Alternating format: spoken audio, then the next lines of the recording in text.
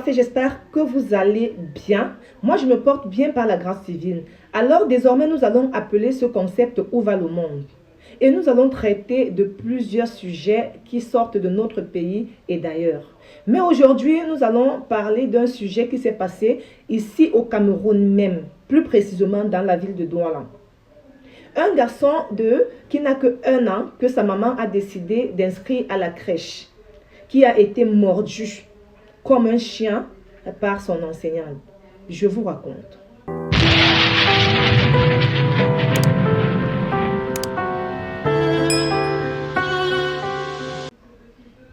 Nous allons donc donner le nom de Aïcha ici à la maman et le nom de Jean au petit garçon qui a 1 an. Aïcha s'est levée comme tous les matins. Elle a apprêté son enfant avec amour et respect. Le bus est venu prendre l'enfant et elle a envoyé son enfant à l'école. Seulement une fois l'enfant arrivé à l'école, la journée ne s'est pas passée comme d'habitude. Aïcha a donc vaqué à ses occupations. Elle est une commerçante en ligne. Oui, les gens vont dire ici, c'est une maman irresponsable. Comment elle peut envoyer un enfant qui n'a que 1 an à la crèche? Pourquoi elle ne pouvait pas garder son enfant elle-même? Je vous dis ici, Aïcha n'est pas une maman feignante.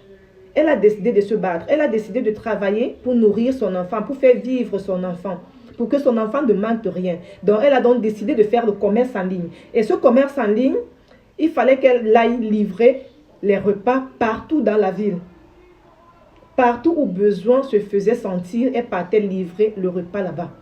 Alors ce jour, Aïcha, l'école sort à 13 h, mais Aïcha n'a pas fini tôt comme d'habitude. Donc elle prend dans son téléphone, elle appelle la dame.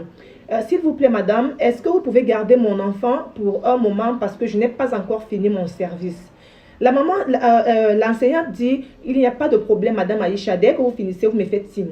On ne va pas dire ici que Aïcha avait abusé parce que nous savons que ici, chez nous et partout ailleurs d'ailleurs, si l'école, si les enfants ne sont pas encore rentrés, l'enseignante ne rentre pas, surtout les enfants de la maternelle et de la crèche.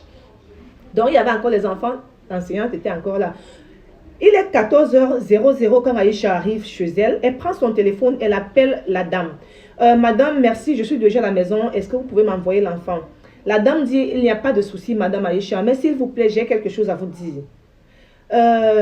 Jean s'est battu avec son camarade de classe qui a 3 ans et il a été mordu au niveau de la joue, ce qui a fait que tout son visage est enflé.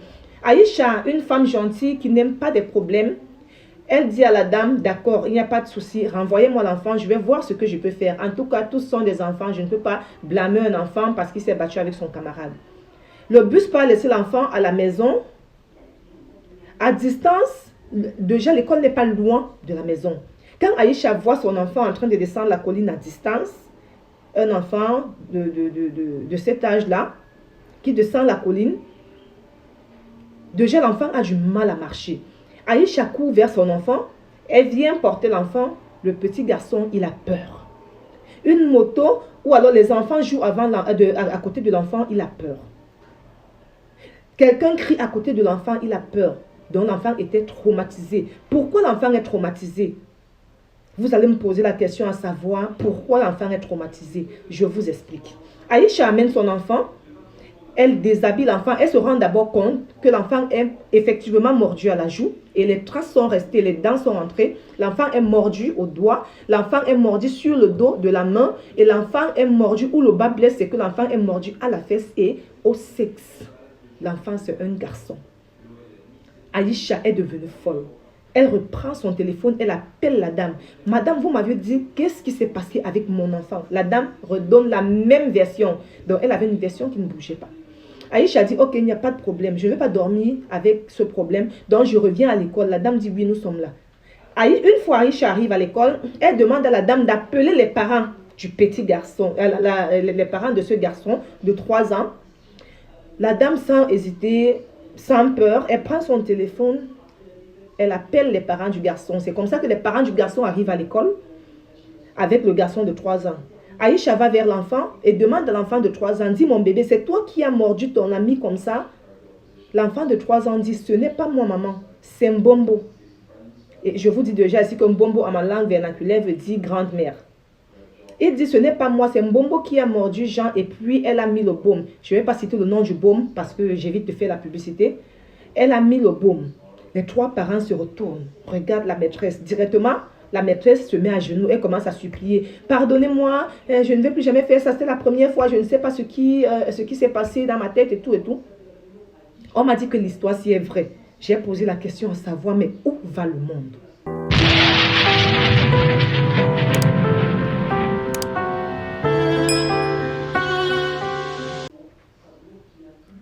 Aïcha était tellement courroucée qu'elle allait voir la direction. Arrivée à la direction, on lui dit, oui, on a suivi l'histoire, on va punir la maîtresse. Comme ça, simplement, pour une maman qui est en train de souffrir, tout va bien.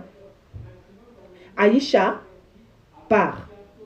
Le lendemain, le fils de la dame qui est à l'établissement appelle, il prend son courage, il appelle Aïcha. Il dit à Aïcha, comme tu t'es plaint, comme tu as amené ce problème sur Internet, tiens-toi bien, nous allons courir dans le sac. Voilà ce qu'une maman a eu. Je ne sais pas, parce qu'elle n'a pas les moyens d'aller en justice. Voilà comment elle est traitée.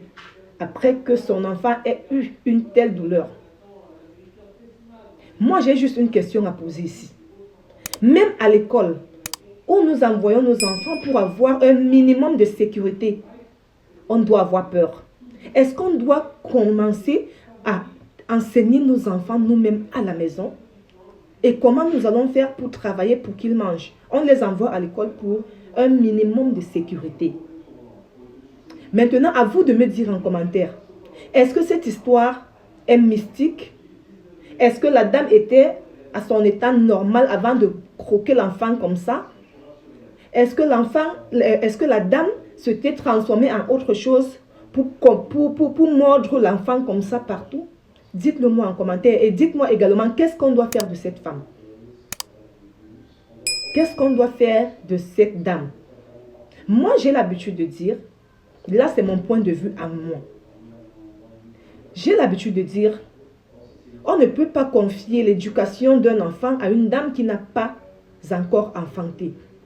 Quand tu ne connais pas encore la douleur de l'accouchement, il y a des choses qu'on ne peut pas te confier concernant l'enfant.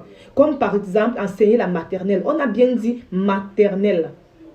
Je ne sais pas si vous écoutez. Maternelle, ça veut dire que tu dois être maternelle pour aller là-bas. Et si tu n'as pas encore ressenti cette douleur de pousser, d'accoucher, tu ne dois pas encadrer les enfants parce que tu ne sais pas ce que c'est. C'est mon point de vue. Vous n'êtes pas obligé de croire comme ou de penser comme moi.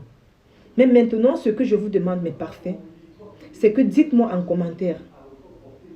Cette histoire est mystique parce que Aïcha ne sait plus quoi faire et elle a décidé qu'elle ne laisse pas malgré son manque peut-être de moyens.